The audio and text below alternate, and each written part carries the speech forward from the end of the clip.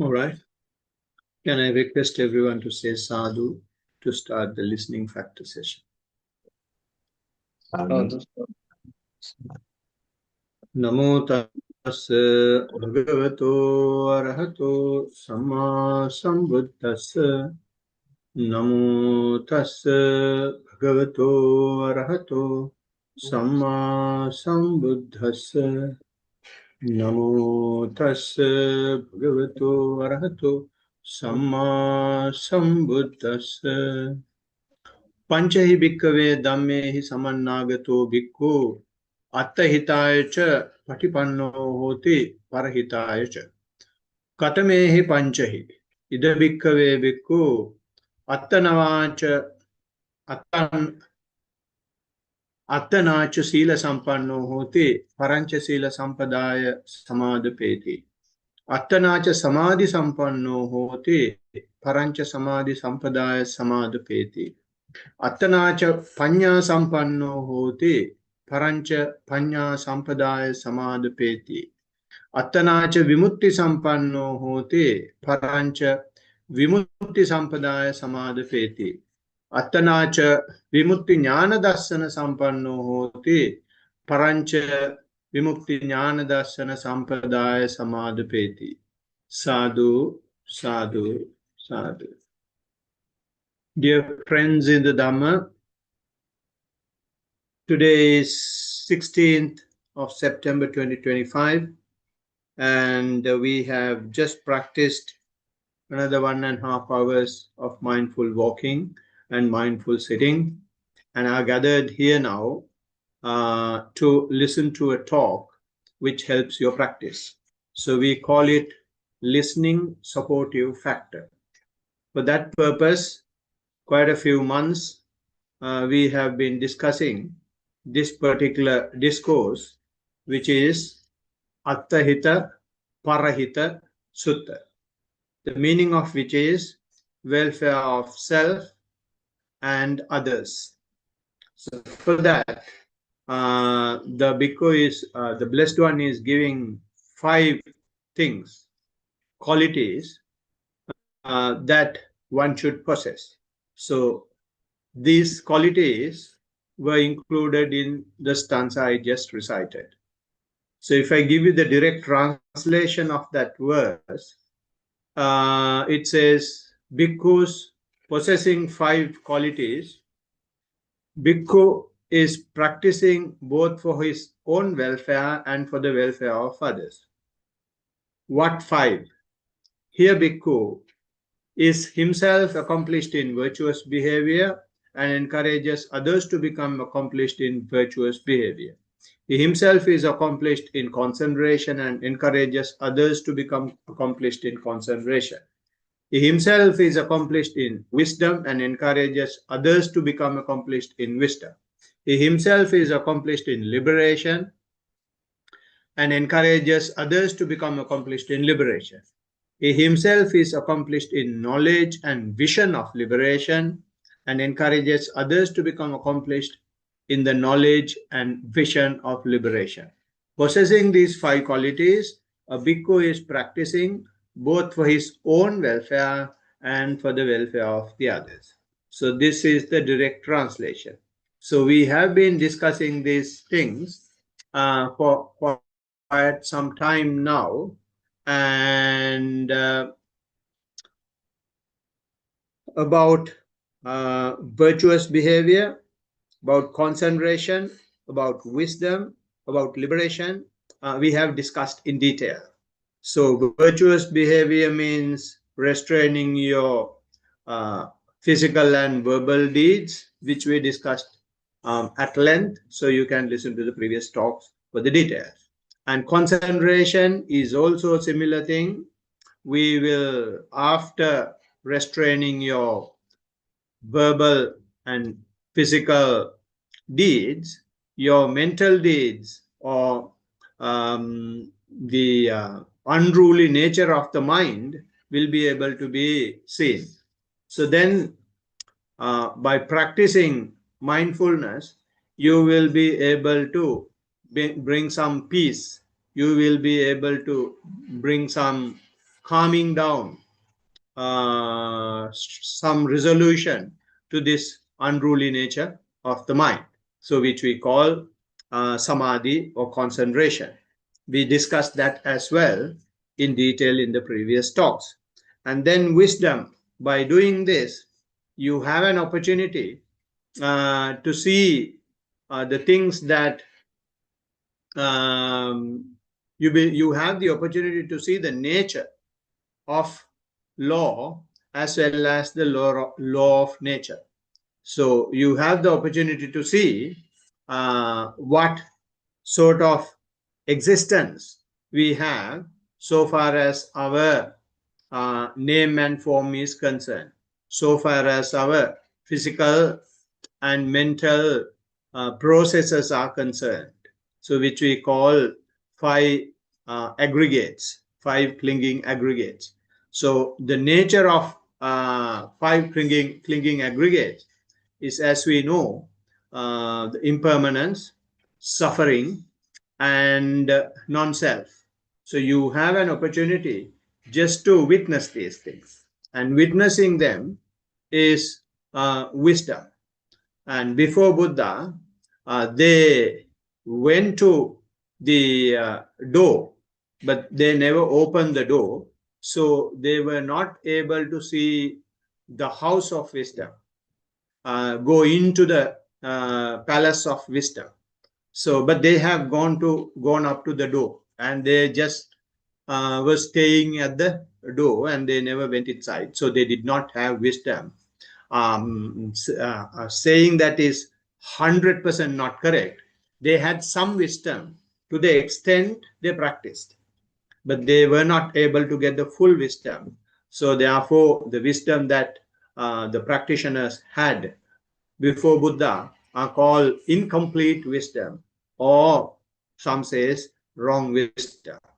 And the wisdom that Blessed One is talking about is the right wisdom, which comes with continuous observation, keeping the mindfulness to the fore, without making any judgment once you go to the door. Once you go to the door, you think that you have arrived and you have reached, and you stay there.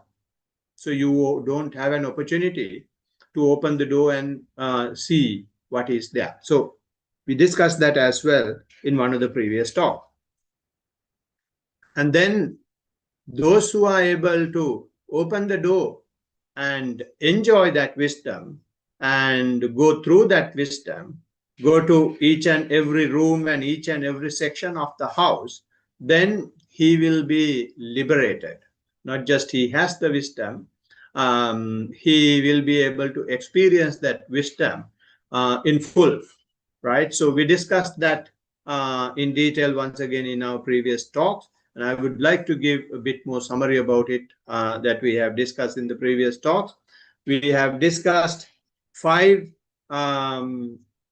faculties which gives wisdom, and those five faculties were when you teach somebody, or when someone else is teaching you, so on and so forth. When you recite discourses, you will be able to achieve these wisdoms. And in addition to that, even through concentration through an object, or penetrating into an object, you will be able to achieve this liberation. So these are called faculties of liberation. And when you practice these faculties of liberation, you will develop qualities within you. And those qualities, if I may mention a few, you will be attending to it well. You will be attending to it without delay. You will be very ardent. And also you will have a capability to sustain it, not just do it whenever you feel it. It becomes your first nature. So likewise, there are a few qualities that you will develop when those faculties of liberation are at work. And then it changes the person who is practicing, and he, for the first time in his life, he will start experiencing the joy, and then he allows that joy to mature to rapture and so on and so forth.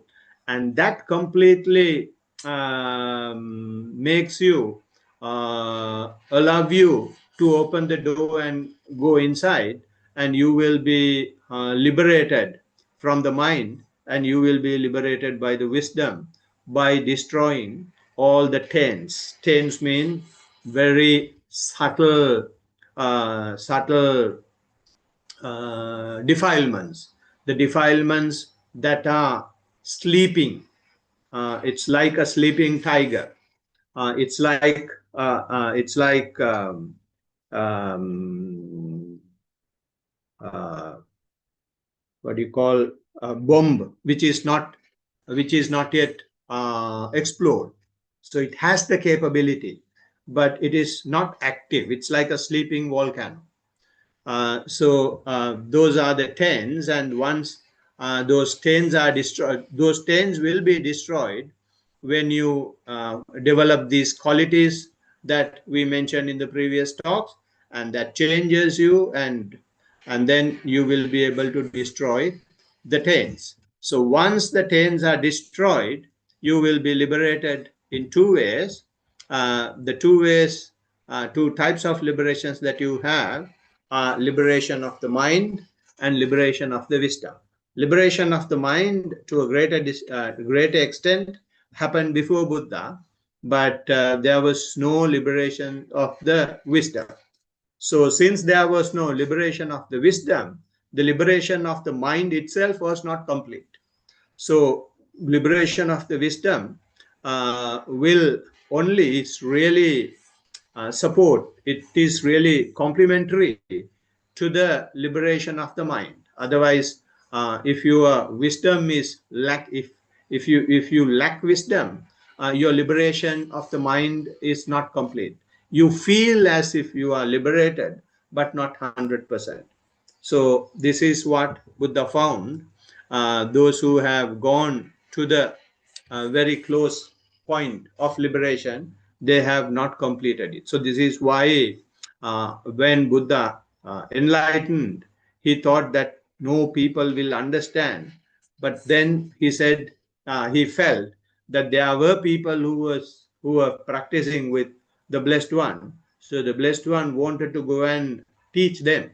And then when he checked, Alara Kalama had passed away, Uddaka has passed away, so they did not have the opportunity. And then he remembered his 5 friends, the 5 ascetics, and then he went in search of them and then started teaching them. So what he taught was not meditation. He did not teach mindfulness to them because they had already been practicing. So he knew these guys have come up to this particular point, but they have not crossed the Ganges. So he helped to cross the Ganges. So from the first sermon itself, Kondanja, ascetic, was able to attain the first level of liberation. So today, in fact, not today, in the last session, we discussed a bit more further. It is not liberation, but vimutti jnana tasana, which means knowledge and vision of liberation. When you are talking knowledge and vision of liberation, we invested quite a bit of time in the last session to mention why knowledge and vision of liberation is kept last. Because usually, from our upbringing, what we know is we should know the way, and then only we will be able to achieve something. But here, Buddha is putting it the other way around. He says you will have the knowledge and vision of liberation, not that you will have. You will know that these were the knowledge and vision of liberation only once you are liberated. Until such time, you will have them, but you don't know they are knowledges. You don't know they are visions of liberation. The mere reason for that is you see them when you are just eradicating some defilements. So when you eradicate defilements, your mind will not straight away say, hooray, I am liberated. Mind will try its level best to say that it is not a liberation, that it is a funny thing, that it is a strange thing, that it is a crazy thing. Don't accept it. So many challenges will be there. So with those challenges, when you experience something, if you still keep doing, then gradually you will get used to it, and then you will gradually liberate yourself. And after that, after facing those challenges, after stopping creating doubts about what is going on, then only you will liberate it. So when you have these experiences, the first thing that you will do, you get scared, or you will suspect what is happening. That is because the mind is still trying from its imperfections to give some imperfections and then pull you away from the liberation. So therefore the Blessed One says, you will be able to see liberation only you have completed it. And then even after completing, you will be liberated, but you don't know that these experiences were your knowledges and the visions of liberations. And you will know them after listening to a talk, after getting your doubts cleared. So this is why the knowledge and vision of liberation kept last. Otherwise, what happens is, if those experiences, I mean, in no place in the canon that Blessed One has very clearly mentioned that this is what is happening when you walk on the path. He has mentioned few things, but those are not the real experience that one you will have. Those are some words that the Blessed One has given for them.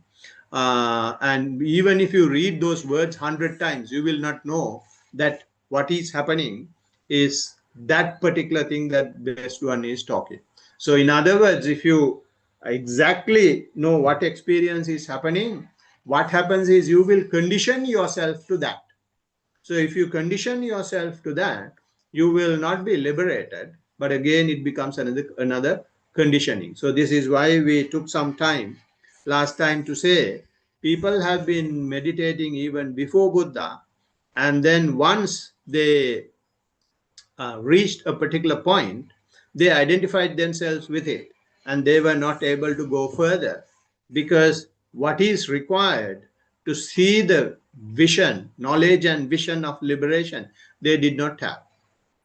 What is required to see the knowledge and vision of liberation is just to keep the mindfulness to the fore. You never stop observing. You never stop letting things happen as if a third person's thing. So in that way, if you keep observing, then you will have a greater chance of what do you call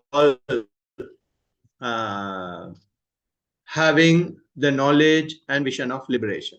So to get to this stage, there are some understandings that you will develop from your practice. So if I may say, there are 9 stages of knowledge and vision, and some of them are direct experiences, some of them are changing in your attitude. So to have these experiences, to experience these changes in attitudes from your practice, you gradually develop some understanding. And there are 3 basic understandings that are explained in the path of purification. And one of them is full understanding as the known. And the second is full understanding as investigation. And the third one is full understanding as abandoning. And we call it in Pali, Jnata Parinya, Tirana Parinya, Pahana Parinya. So when you practice, when I say full understanding as the known, when you practice understanding the general characteristics of the object is the jnata parinya, is the full understanding as the known. When I say general characteristics of the object, and the object that you are observing is either your physical process, which is the body, or your feelings, or the mind objects, or the phenomena. Mind object means phenomena. So these are the, in other words, we can call them aggregates, 5 clinging aggregates. These are the ones that you observe. So when you observe those things, you will have full understanding as the known, the general characteristics of the object, general characteristics of the known. So you will be observing your breath. So you know the, the characteristic of the in-breath as opposed to the characteristic of the out-breath. You know the manner of the in-breath, you know manner of the out-breath. You know sensation of the in-breath, you know sensation of the out-breath. So that is the full understanding as the known. It does not happen over time. When you keep on practicing for some time, you will be able to see that. And continuous observation of it, it is not only the in-breath and out-breath which I just mentioned. It may be even for your walking. It may be even when you eat some food, when you take a drink, and when you brush your teeth, when you take a shower. There are different activities involved, and in those activities, you will see the differences. So when you see the differences, then you know the general characteristics of each and every step. For example, you know what sort of sensation you will have when you place the foot, when you place the sole of the foot, and you know what happens to those sensations when you lift it. So then you know the general characteristics of placing as well as lifting. So these understanding you will stamp in your mind, not purposely, not intentionally, but gradually, naturally, voluntarily it will happen, even without your knowledge. And that becomes a full understanding as the known, jnata parinya. I don't want to spend more time about it talking because you have been practicing for quite some time. And then the second one that happens from your practice is full understanding as the investigation. When I say full understanding as the investigation, you gradually get some understanding of the nature or the general characteristics of the wisdom. General characteristics of the wisdom is general characteristics of the nature of impermanence. You get an understanding of nature of suffering. You get an understanding of nature of non-self. You start having some understanding. So this is why when you observe your in-breath, it gradually from gross state, it becomes subtler. From gross state, it becomes finer. From longer state, it becomes shorter and shallower. So this is the general characteristics of the impermanence. So if you just let it happen, you are making a decision just to keep the mindfulness to the fore. So therefore, it becomes full understanding as investigation. Now, this is an investigation that is happening. The general characteristics that you are observing are changing now. It is not staying as it is. So allowing that to happen is a tirana parinya. We call it full understanding as investigation or full understanding as judging. So it's, you don't really judge anything as such, but you take a decision not to get involved with it. So you call it tirana parinya. So again, this tirana parinya happens in relation to your five aggregates: physical process, feelings, mind, and the phenomena. And then the third one is Pahana Parinya. Pahana Parinya means full understandings as the abandoning. So since you have the general characteristics of the impermanence, and when you allow that to happen continuously, and generally you, since it is impermanent, you are not holding on to it, and if you accept it, then you abandon impermanence. So that is what is happening in what you call knowledge and vision. So this to have the understandings of abandoning, it is imperative to have tirana parinya. It is imperative for you to have full understandings as the investigation. So that only leads you to have this knowledge and vision of knowledge. I'm sorry, knowledge and vision of liberation. So there are when you get to this stage, as we discussed in liberation, now you have to a greater extent challenged even the imperfections. We discussed imperfections in bit of a detail in our liberation discussions, and there are about 10 such imperfections that are given in imperfections discourse. They are doubt and inattention, sloth and torpor, and elation. And then you have duttullanti, which means inertia, and then excessive energy, and the deficiency of energy, and longing, and perceptions of diversity, and excessive attention to form in meditation, etc., are the imperfections. In Pali, we call them Vichikiccha, Tinamidda, Chambitattanti, Ubbillanti, Duttullanti, Acharad Viryo, Atilina Viryanti, Trushna, which is longing, and Nanatta Sanya, and Ati Pratirupana. So these are the imperfections that we have, and we discussed them bit in detail in our previous session. So you have challenged these imperfections as well.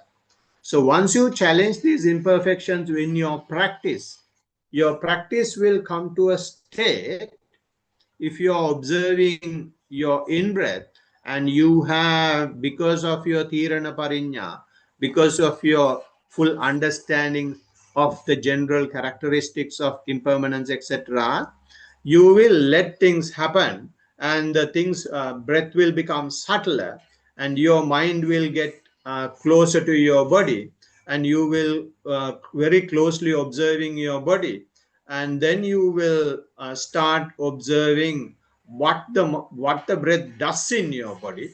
What it is basically doing is it is supplying blood to each and every cell. So you start feeling this or observing this activity, and you let that also happen. So gradually you start feeling the entire body. So when you feel the entire body, and you just let it happen, and initially it may become you may feel that it is something abnormal, and you may open your eyes and see what's going on. And when you see nothing is happening drastic, you just keep your eyes closed and keep practicing again. Or you will talk to your teacher and tell him that something like this happened. Whole body was vibrating, or whole body was like boiling water pot, or whole body was like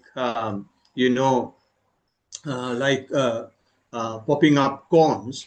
I was just feeling that. Then the teacher will say that's normal, just keep observing it.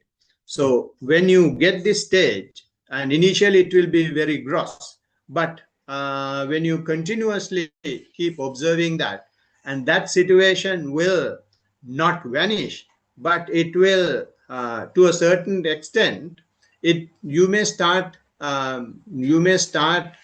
having indifferent mind to it. So it gradually settles down. So when it gradually settles down, all what you will observe is there is some nature in your body which is always popping up and going down, up and down, up and down, rise and fall. So this is called Udayabhaya Jnana. And for something to become jnana, it is very important not that you see this. Seeing is good, and when you see, since you are closing your eyes, what actually happens is the word seeing is not correct. You become aware something is happening. So that awareness is the vision. And then when you have this vision, and if you are not scared, if you don't suspect that, and sometimes some people becomes very scared about it, because you feel the entire body is not stable, the entire body is vibrating all the time. When the practice is going well, and when you initially start experiencing that stage, the whole time you are scared that anytime your entire body will fall down. It's like a Lego structure. Anytime if you poke your finger, everything will fall down. So you will feel your body like that. You may feel very anxious about it. You may feel very upset about it. So although you have the awareness, so if you have some doubt, if you have some disliking towards it, if you are scared of it, then although you have the vision, it does not become a knowledge. So therefore, that is why the Blessed One says, knowledge and vision. The vision has to be there, and that vision should become a knowledge. For it to become a knowledge, you should know that this is something that has arisen from your practice. You should know that this, you are able to see this because your attention has gone very sharply. Your attention has penetrated each and every minute cell in your body. So this is why you feel it.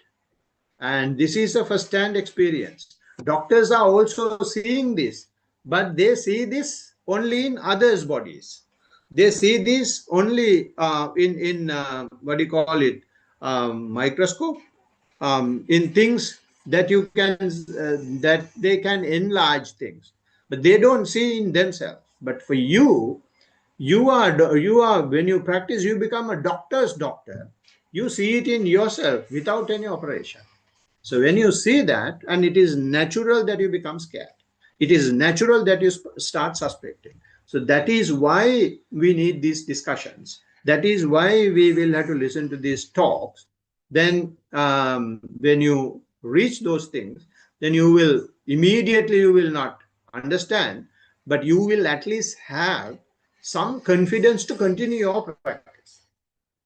And you will have some confidence that this is not only me, someone else also has gone through this. So this is one of the reasons why I was so attached to, I mean, not attached to, I was so liking Lukuha Maduro, because when he was talking, he's not talking something that is just in the book. He's talking from his experience.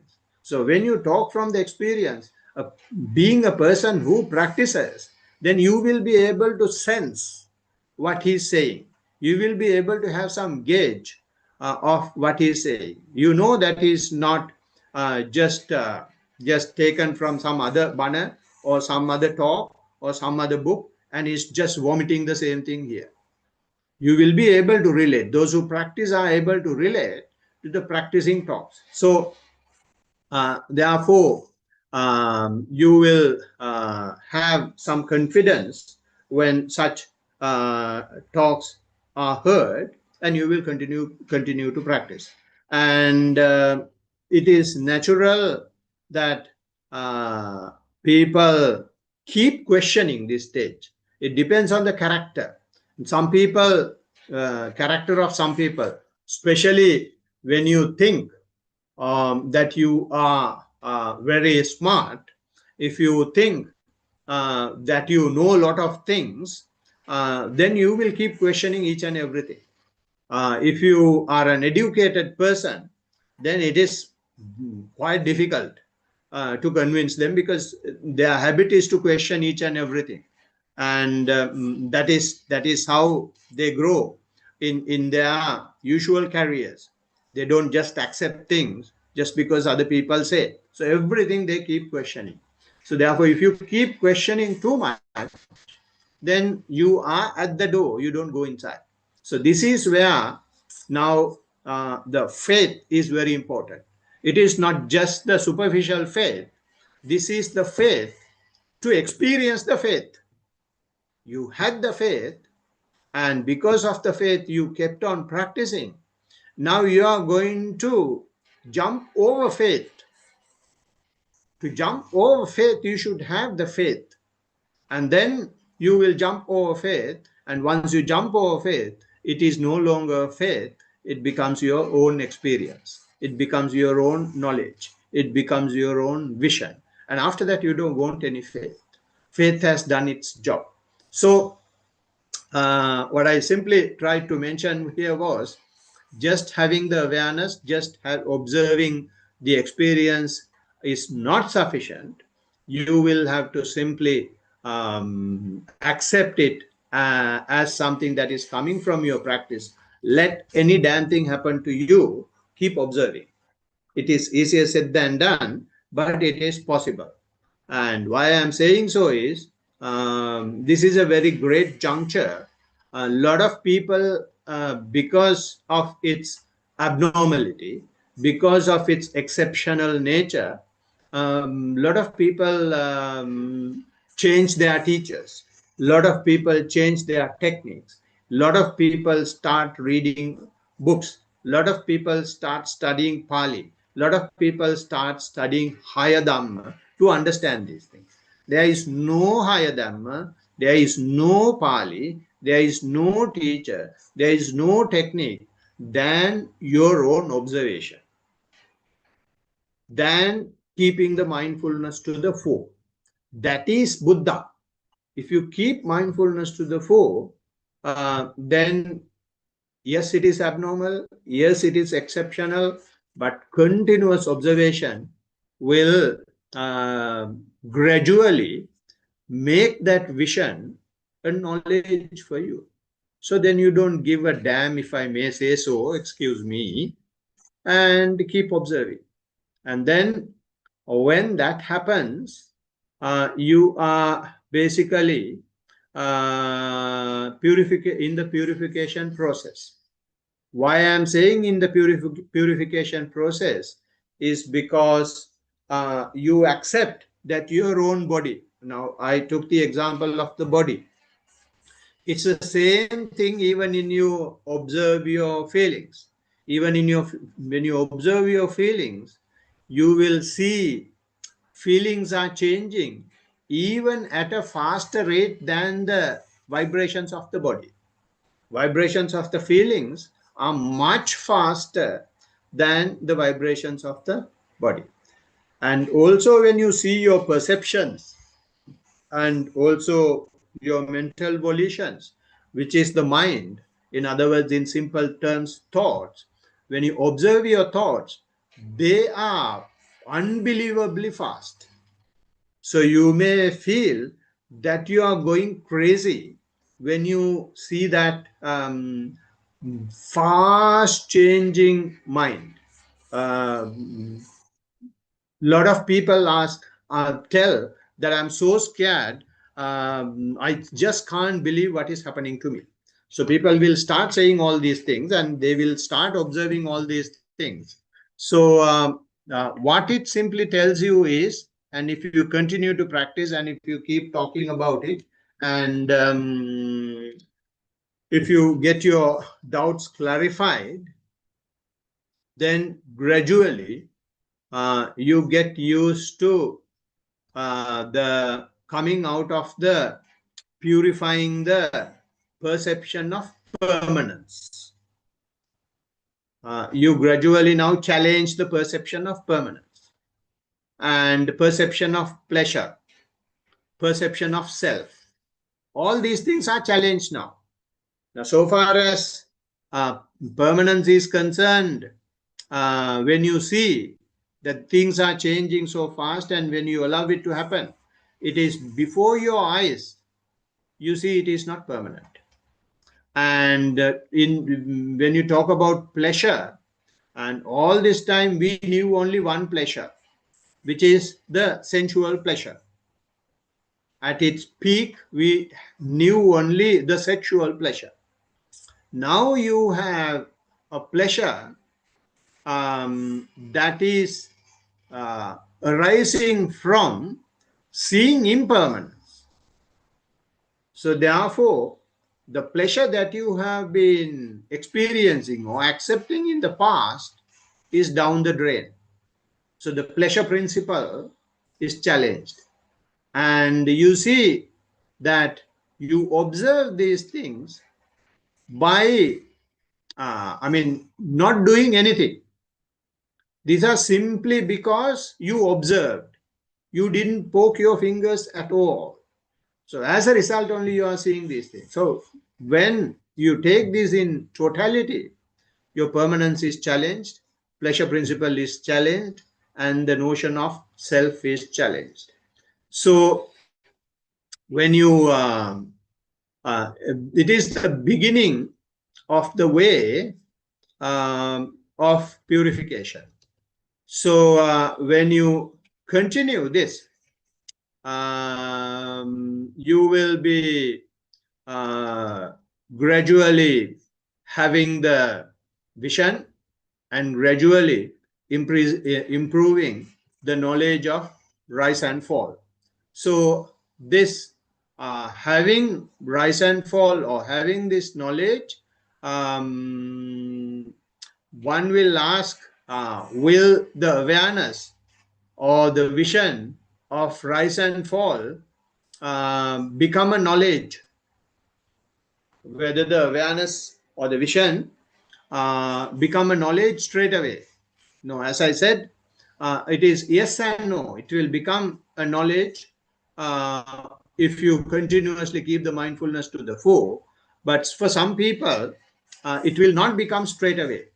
So in order to, why it does not become a knowledge straight away is because this 10 imperfections that we discussed a little while ago, it will come into play once again.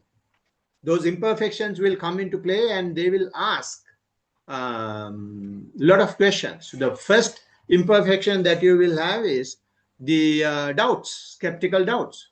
When this is happening, they start questioning instead of accepting that it is something from the practice. And the second one is, now the things are happening so fast and you are so tired of observing them, you will have sloth and torpor. Or some people will try their level best to see, and therefore, and some people will lose their energy, and they will come out of it. So like that, there will have a lot of challenges again for the vision to become a knowledge.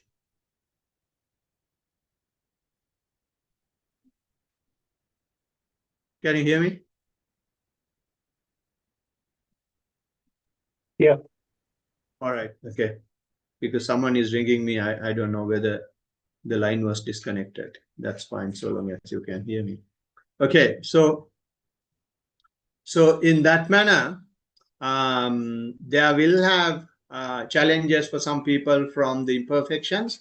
So therefore, straight away, it will not become a knowledge, but over time, continuous practice will lead you to the knowledge. So the discussion and talks let one to consider this phenomena in the light of impermanence, suffering, and non-self. So continuous practice is gradually taking you there. So the impermanence means you see the impermanence of the aggregates. When you say impermanence, we have been observing ourselves, our own form, our own feelings, our own mind. So it's not the impermanence of outside we are talking about. It's the impermanence of self we are seeing now. And the characteristics of this impermanence is this is why the Tirana Parinya, the general characteristics, understanding the general characteristics of the impermanence is necessary. You see rise and fall, and you see change. It changes from one to the other. All what you're observing was your breath. Ultimately, you start seeing your body is vibrating, or your feelings are changing very fast. Your mind is going much faster than light. So it changes just from one to the other, one to the other, one to the other. And you will observe appearance and disappearance, especially when it comes to the thoughts. And you will see sometimes things make sense, sometimes it becomes a nonsense, sometimes things are orderly, sometimes completely disorderly. So therefore, when you see these things, and if you let those things happen, if you are not asking why, if you are not trying to make it, what you want, then you are allowing the characteristics of the impermanence to happen, and you are gradually accepting the impermanence. And why doesn't one discern impermanence? Is discerning that as a subtle continuum. When this is happening, you don't pay your attention to that. If you don't pay your attention, then what happens is you will not see the impermanence. When you see that, you should not think something is going wrong. You will have to just let it happen. So therefore, when you see things as a whole, what happens is when you penetrate not just the breath, because from the breath you penetrate the whole body, you penetrate the whole feelings. When you penetrate it, you will see this subtlety, and you will start seeing the impermanence. So when you see the impermanence, what happens is you will question yourself whether it is making sense to hold on to it. If it is changing so fast, and if you are able to keep observing it, and observation of it making you even so at peace, you are not observing it just because someone else is pressurizing you to observe. You are doing it on your own and willingly, and your perception towards this changing nature makes you even more at peace. Then you don't try to make it permanent. If you try to make it permanent, what happens is you don't accept the impermanence. And since you don't accept impermanence, you are creating suffering to yourself, because it is actually impermanent and you are trying to make it permanent. So therefore, when you see that this is impermanent, if you are an intelligent person, if you are a wise person, you don't try to make it permanent. And as a result, you have an opportunity to come out of suffering. So in Pali we call it yada nicchan tan dukkha. If something is impermanent, it gives you suffering. So therefore, accepting it as impermanent is not giving you suffering. You are taking away from suffering. Because you don't know it is impermanent and you are trying to make it permanent, then it becomes suffering thing. So in the same way, if it is the next question comes, this is where the Tirana Parinya, or this is where the full understandings of the general characteristics of impermanence, etc., is impermanent. Is important. What happens is, if something is impermanent and if it is creating suffering, a wise person call it self? Wise person will not call it self, and that is why the wise person is able to keep observing. If you are not a wise person, if you are a fool, I'm not saying you are, then you start questioning. And initially, yes, initially all of us, including myself, we have questioned those experiences. We wanted to know the reasons why it is happening.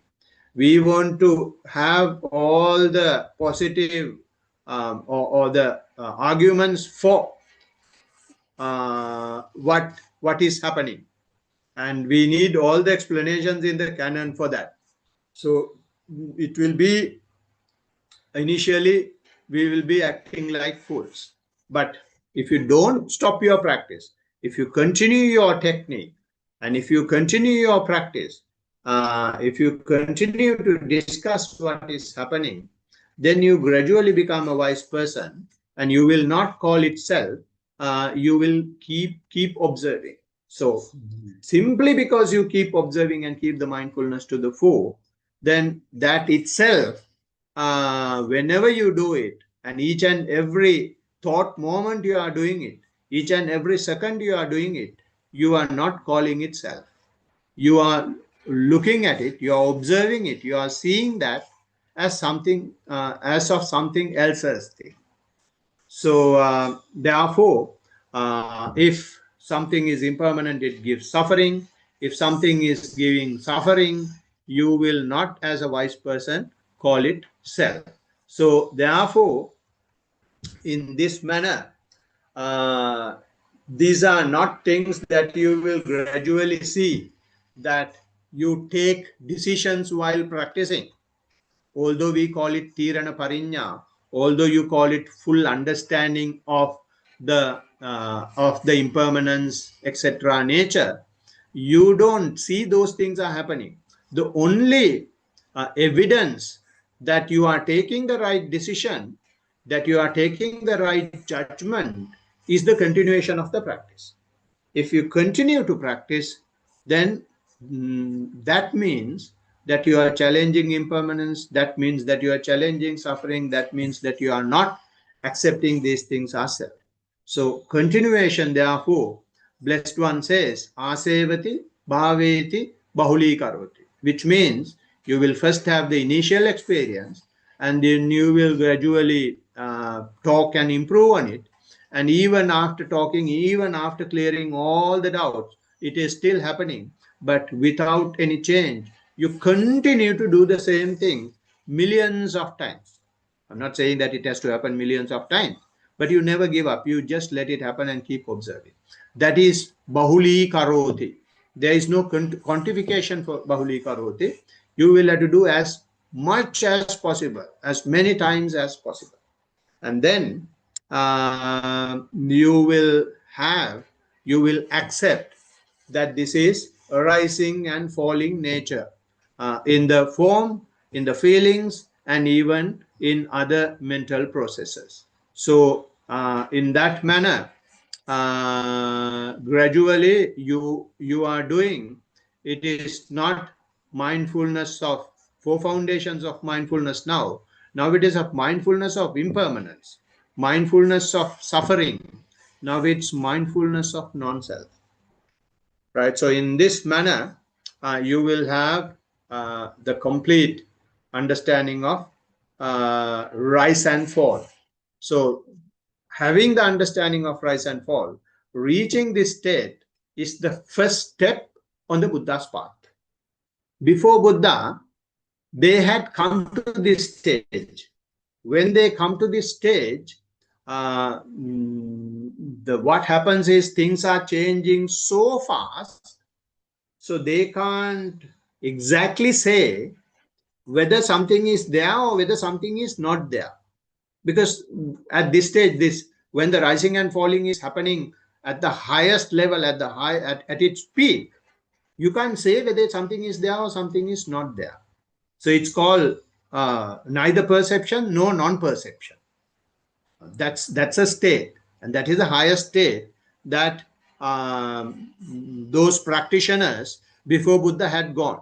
So when they reached that, they just identified themselves as me, as permanent. Therefore, they were not able to go in to the wisdom. They were not able to go into the palace of liberation. But Buddha said, when you get to that stage, don't take a decision. Keep observing, continuously keep observing. And then you will see only rise and fall, rise and fall, rise and fall, rise and fall. And then that becomes a knowledge. Once that becomes a knowledge, there are 8 other stages to at least go to the first stage of purification. So which I'm not saying that I will be able to complete all the 8 in the next session, but I will try my level best to see how this progresses from this knowledge and from the rise and fall knowledge and vision, how we go to the next stage in the next talk. Blessings of the triple gem to all of you. Sadhu, sadhu, sadhu. Everyone, Sarana. All right. So with that, I would like to know whether there are any questions, any discussion points that we can have.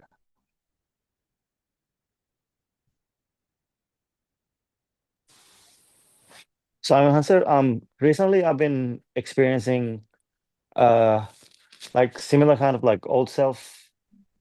So like myself before, prior to all the cravings, so who I was and stuff. So at the start it was like very good feelings.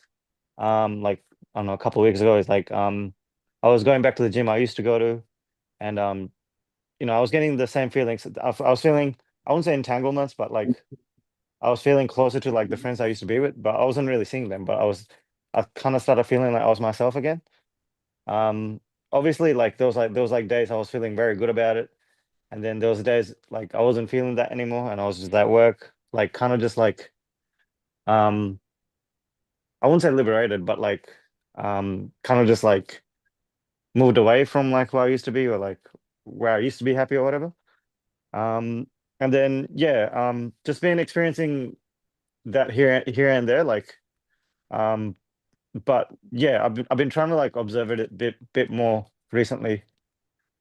I don't know if that makes sense, but Yeah, let me tell you what I understood. What you are simply trying to say is, at times you feel. Do you hear me? yeah. Yeah, at times you feel happiness, and some Yeah, other times you feel unhappiness. yeah. Yeah. So if you see this in the context of the talk that I had just now, Mm. how do you understand this? um I think by the way you explained it, it's like it's something that's impermanent. That's something I should be able to figure out, like the more mindful I am of it, I guess. Yeah. Yeah, this is the roller coaster. This roller Yeah. coaster is happening. Sometimes it Mm. is rise, sometimes it is fall. Mm. When it is rising, it is. I'm not saying rise and fall experience is this, but I'm just trying to take the same metaphor and explain here. Sometimes it goes to the peak. Sometimes it hits the rock bottom. Mm. So these natures are changing. So if you are an observer only, then whether it's happiness or unhappiness, your job is to observe. Also, yeah. But now here, what happens is, it is not your fault. Because of the defilements in the mind is trying to give more prominence to happiness and kick away the unhappiness. That is what the Mm. mind is trying to do. Mind is getting you to ask it from the teacher to get some advice to keep the happiness permanently. Yeah. So that way it can perpetuate unhappiness. What Buddha says is neither happiness nor unhappiness can be perpetuated. These things are, the two sides of the same coin. If happiness gradually subsides, it gives unhappiness. If unhappiness subsides, it gives happiness. So Buddha says, observing without any interaction, without any interpretation, observe this as it is, then your mind will not have an opportunity to make interpretation. So it's habit of making interpretation, making judgment about it will gradually go to the back seat, will gradually go to the boot, will gradually fall out from the boot. So therefore, it's good that you started observing these things and don't observe them with an objective. Just observe them because it is now, because it is happening to me. I'm simply observing myself. Yeah. So don't identify with them. Make sense? Yeah, that makes sense. That don't sound sense. Yeah. Teruvan Saranai. Yes, Ishan. You have to unmute. Yeah. So just a question. So Bante, I came to your classes in Sri Lanka a few weeks ago. I think that was my first session. Just to check, what is the correct forum, Bante, to share? I think I saw in those classes they were sharing the walking meditation practice and the sitting meditation practice experiences, Bante. And you were commenting on that. Is this the correct forum to do that, or is that? Yes. You can. Yeah. After the talk, we have the discussion session for that purpose mainly. Okay, Bhante. So just summarizing just the two processes. So for the walking process, being mindful while walking. So I observed basically how the foot is lifting. So when it lifts off, it's lifting with the balls of the feet and weight going towards the toe. And then when it's moving, it moves through the air. Then the feelings of the flow, whichever different surfaces that I'm walking on is missing when it's in the air. And then when I put it down, it lands on the heel of the foot, and then it's slightly different with the left and the right foot. In the left foot, although it lands, I can feel like a sort of the gap between like the bridge of the foot. Whereas in the right foot, I don't feel it as much, but I feel the foot a bit more more stable sort of thing. And then in terms of different surfaces, I noted the ice on even on a like very smooth surface, sometimes I feel like particles or debris on the surface, and then those particles can sometimes they are sticky. They stick to the foot, and then it feels a bit unpleasant till it goes off. And the preference is to have a smooth sort of surface when walking. Then what else did I observe? And then on different surfaces, the temperature. So sometimes it feels you can feel the heat of the surface, and sometimes then it's becoming cooler. And there's a preference based on the temperature to have the cool surface or the hot surface. And I also observe sometimes, Bhante, when while walking, the sensation moves to, for example, like the top of the head, and I feel like sensations on top of the head, and then I move it back to the feet.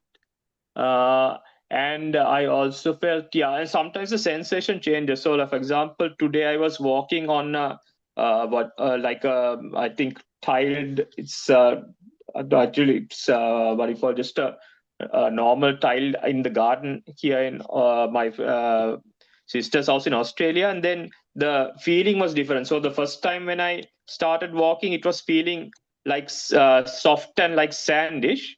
But towards the end, my sensations change, and I can feel it more like a very smooth tile sort of thing. So I felt the changing sensations as well in that particular walking meditation. And I also felt sometimes I didn't feel sleepy, but sometimes I feel just a bit this mind like sort of getting a bit calm and withdrawing sort of thing from the, so not going away from the feet and just becoming a bit calm. And yeah, I think that is the main sensations that I observed during walking, Bhante. And then in terms of the sitting meditation, it was a bit interesting. Actually, when I came for the meditation, I was, for the last few weeks, I was having this sort of back spasms and tightness in my shoulders and my back. And it was interesting when we were doing the body scan meditation, Bhante, especially when I come down from the head, I can feel like the hair.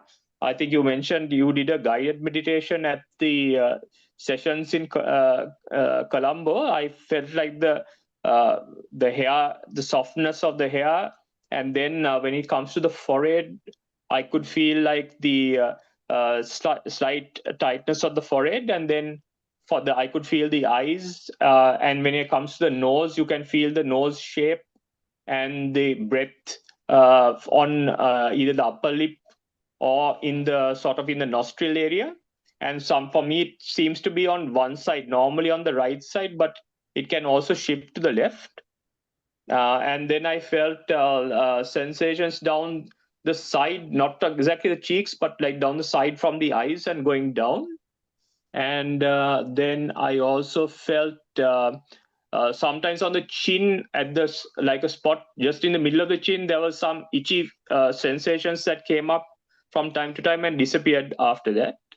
And in the shoulder area, Bhante, when I kept observing it, so what was actually I considered it very painful, and I wanted to get rid of it before, but when I observed it going very slowly along the say or to the right side first and going down to the fingers and coming back and going to the left side, I could feel the sort of the tension areas and also the areas where there was no tension. And as I kept doing that, it actually started to in certain cases it started to soften and disappear, and it was not as I think unpleasant as I thought it was. So it was actually when the sensation was there, it's actually easier to keep the attention when there's a tighter sensation than when there's no sensation. If there was nothing there, it was much easier to observe it when there was a sensation there. So I was able to observe that. And Bhante, with regards to the speed of doing the body scan, is it okay to go very slowly, feeling each area? And sometimes I think there was a attachment or expectation that particular feeling, because I was observing it, it was getting softer, and it was like sometimes disappearing, and that feeling was breaking up. The tightness was sort of disappearing. So is it okay to do that? Because there was, I think, a bit of expectation there to stay in those areas, and so I was taking a longer time to do the entire body scan. So I think within my normal daily sessions, I've been doing some daily sessions as well. I take about like half an hour it takes to do the body scan and come from the feet upwards, and I feel all the sensations there. Sometimes when I try to switch the breath after doing the body scan, I sometimes lose it's sort of I don't go direct to the breath. I sort of get lost in the body scan and then go back to the breath. In terms of the breath, I can go to the breath in different body parts. So as I mentioned, in the nose, it's prominent. Sometimes I can feel it like a pricking sensation in the left or right nostril, and I can feel like sometimes like it's touching the nose hairs. And like today's session, I saw it basically shift from right to left. So it was first on the right side, and then it stopped, and then it shifted to the left side, and then it stopped again, and then the sensation at the nose was less, and then it went to I could feel the breath sort of in my back and in different body parts, and then it came back to the nose. So in terms of the breath, I can feel that like a piercing sensation on the nose, and it gets softer and then disappears as well. Sorry, that's a lot, but just wondering That's whether. okay. That's all right. No, that's all right. But although they have a lot of information, all the information were relevant and they were giving a message. So that's important rather than because not there was nothing that I can sense. So when you take initially walking, and it is from both before talking specifically walking. If when I look at both the practices, it looks that your character is to see sensation more closely, that you're leaning towards sensation more.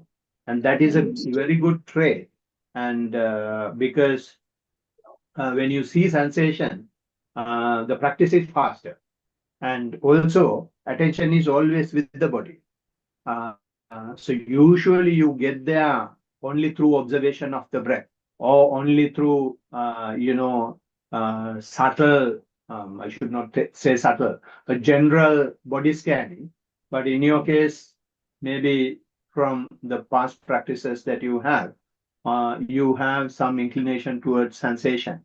So while walking, when you're observing your sensations, you have been able to see the changing sensation as well in different when the feet are moving and when the feet are changing, and also you have seen the differences in the 2 feet. So it is not easy to see the differences unless you have proper awareness, unless you see things as something else's things, as third parties things. You look at yourself as third party's body, then only you can see the differences. If you see it as yours, then you will have some attribute, something to contribute to what is going on. But in this case, you very clearly have clear observation, purified observation. As a result, you see the differences in the 2 feet as well. And also this feeling subtle particles while walking is also an indication that the mind is penetrating into the body. So you feel your body more, you feel your sole of the feet more. As a result, you feel the flow more, you feel the particles more. Unless you feel the body well, you will not be able to feel the subtle particles on the flow. So therefore, it's again another evidence that the attention is going into the body. And also, you mentioned that in certain areas you have some preference over the other areas, especially heat and cold. So seeing those motivations is what we really want. These things are happening all the time, but we never see that there is an agenda behind in what we are doing. Now, seeing these preferences, seeing these motivations, the mind says, don't walk on the warm side, go to the cooler side. But all what you can do is, if you change it, then you become a victim to what the mind says. But instead, I'm not saying that you should get roasted in hot sun, but if you, while seeing that, if you can observe that and keep walking, and although you turn dark and black, your mind becomes purified. You may turn dark, but the mind may become white. So it gets purified. So therefore, it's a way, the Blessed One says, that you eradicate your tens. You call it, what do you call it? Vinodana pahatabba. It is, you become patient with those things. When you become patient with those things, this mind motivations for each and everything, mind preference for each and everything goes out the window gradually. So those observations are very good, and here it has some sequence as well. Initially, you observe the body, and then you feel the subtlety of the body. That is why you feel the subtle particle, and you talk about the sensations, and then you see the preferences. So that is how, from the mind, you gradually dig a tunnel, from the body, you gradually dig a tunnel to the mind. And that has well explained, highlighted in the report. And also you are mentioning about sensation on the top of the head, and again move to the feet. But I don't recommend that, because what we do is choiceless awareness. When you, of course, you are observing your walking, but while observing your walking, since you have gradually, I mean, of course, you don't know, so therefore you have moved your attention to the feet again. But you can even here, if you feel the top of the head, just let it happen. You don't choose anything at this stage. Become as choiceless as possible, because that's the basic, that is the key. So therefore, if you feel your sensation on the top of the head, whether you are walking or whether you are sleeping or whether you are eating, whether you are urinating or defecating, don't bother. No need to bring attention to anywhere else. Wherever you are feeling more prominently, more predominantly, just let it happen and observe that. And also you mentioned that you feel sort of lethargy and calmness and withdrawal from what is happening. So that is because craving and hatred is subsiding. When the craving and hatred is subsiding, and when you don't do things intentionally, you feel that you are getting withdrawn from things. So this is how the practice advances. So it looks like there is a lot of prospects. So only thing is you will have to continuously practice.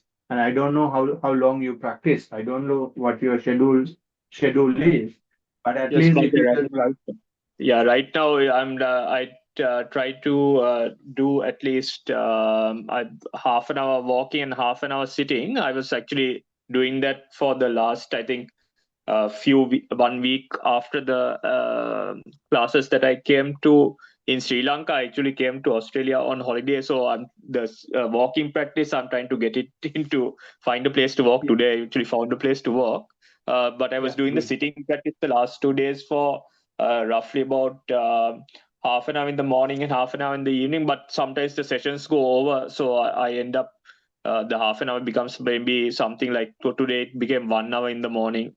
Because after I stopped the time, I continued a little longer. So I will try to continue it. But So if you can sit for 1 hour, set the alarm for 1 hour. And if you are sitting for 1 hour, it is also important that you walk for 1 hour as well. So where are you in Australia? In Melbourne or Brisbane or Sydney?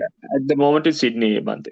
Yeah, so it may be a bit cold, but still try to find a place and walk. And that's about walking. And about sitting, again, the same sort of a thing. You have had body scan and itchiness and painful feelings. And that's again important thing. It is also similar to when you feel the sensation on the top of the head, you have moved to the feet, which I said don't do. Even here, it's the same thing. You say painful feeling, wanted to get rid of, but gradually vanish. So wanting to get rid of is fine. You see the mind motivation to do it, but don't try to do anything. So you have not done. You have kept observing, and then you have seen they are gradually vanishing. And also you mentioned that situation has created some expectation in your mind. So therefore now you are trying to use this to relax your muscles, to relax your body. So I mean, that there is nothing wrong in it. Initially, you can do for that purpose, but don't expect it all the time. Understood. Because initially it will relax your muscles, but if you penetrate further into your body, that is what is happening, and let it happen as well. There will have more painful, more tough areas. So then, if you continue this expectation, then you will be frustrated why this is happening once again. So therefore, don't have an expectation. Without having expectation, just keep observing. Then no matter what happens, you will learn the art of observing. And then also you mentioned here feeling breath is difficult after body scan. If it is difficult, don't bother, because breath, in fact, is used to bring the attention to the body. If your attention is already in the body, unless the breath naturally comes, don't try to look for breath. Because of course, when I'm giving my instructions, I'm saying after up and down, take your attention to the breath. But if someone has already in the breath, already in the body, observe whatever that you feel in the body. Don't intentionally look for breath. And also, you're asking here the speed of. Did you ask something like that? Yes, when scanning, Bhante, like going from head. So I think I was following the instruction to go from the head down to the feet. So when I'm observing each body part doing that, is there any particular speed to go at, or does it not matter? There is no speed as such. I'm usually doing it twice. But if you are comfortable, do the whole time. If you are comfortable, it's even better. And there is no strict guideline, strict timeline.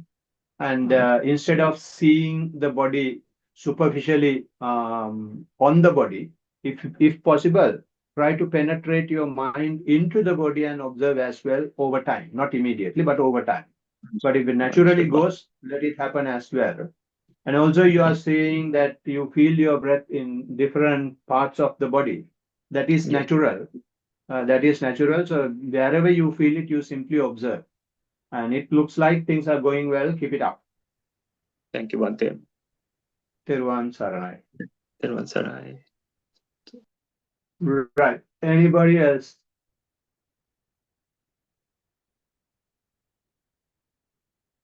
Okay, so if there are no more questions.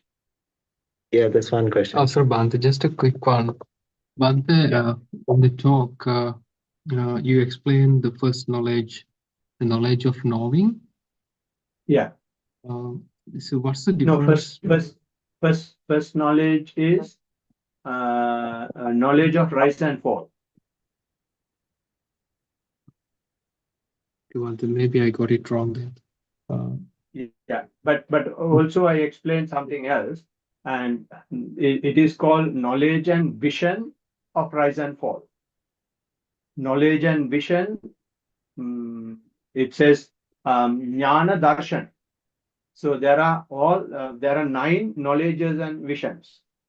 So what I explained today was rise and fall knowledge and vision, and also I mentioned knowledge is different to the vision. So that may be one. That may be the one that you are trying to ask, which is not clear. Vision means you have your awareness, you have your experience, right? But whether the experience become knowledge or not depends on how you interpret, how you take that vision.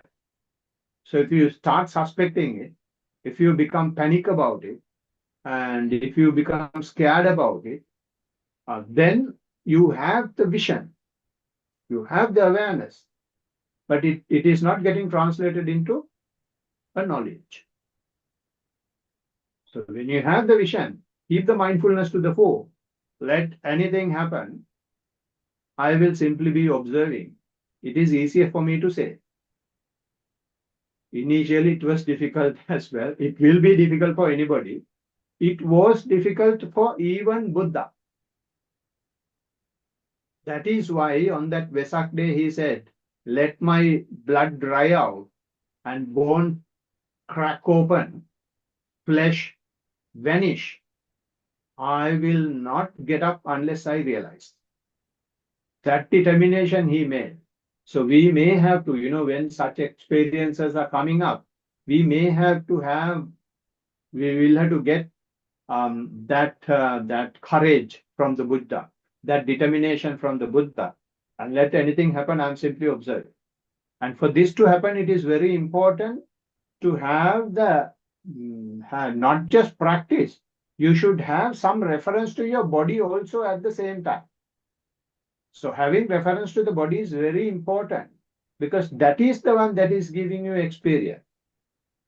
Otherwise, we will be just getting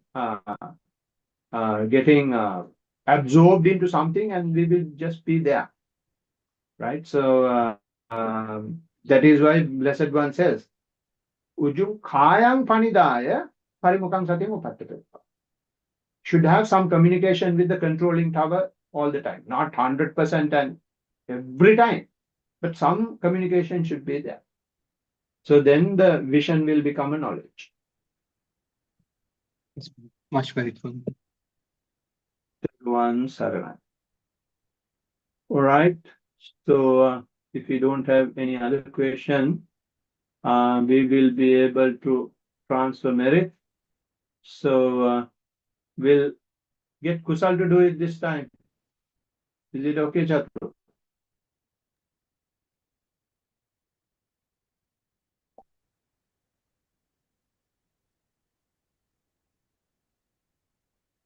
Landlord. May all Today, the from the practice. Yeah, keep going. May all devas share this merit which we have thus accumulated for the acquisition of all kinds of happiness and prosperity. May all other beings share this merit which we have thus accumulated for the acquisition of all kinds of happiness and prosperity. May all the beings share this merit which we have thus accumulated for the acquisition of all kinds of happiness and prosperity. May all beings inhabiting space and earth, devas and nagas of mighty power, having shared this merit, long protect the dispensation. May all beings inhabiting space and earth, devas and nagas of mighty power, having shared this merit,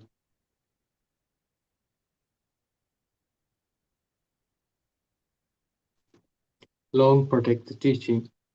May all beings inhabiting space and earth, devas and nagas of mighty power, having shared this merit, long protect me and others.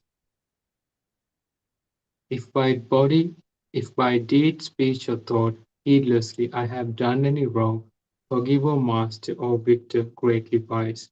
If by deed, speech, or thought, heedlessly I have done any wrong, forgive, O Dhamma, to be seen here and now, timeless. If by deed, speech, or thought, heedlessly I have done any wrong, forgive, O Sangha, practiced well, the incomparable. Let this merit accrue to our departed relatives and may they be happy.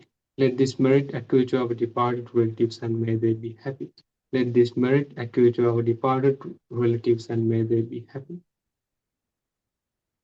By the grace of this merit that I have acquired, may I never follow the foolish, but only the wise up to the time I attain Nibbana. By the grace of this merit that I have acquired, may I never follow the foolish, but only the wise up to the time I attain Nibbana. By the grace of this merit that I have acquired, may I never follow the foolish, but only the wise up to the time I attain Nibbana. Sadhu, Sadhu, sadhu, sadhu. Sadhu, sadhu. Thank you everyone for joining. See you next time. Everyone, Tarun, sir. Tervan Saranam. Tervan Saranam.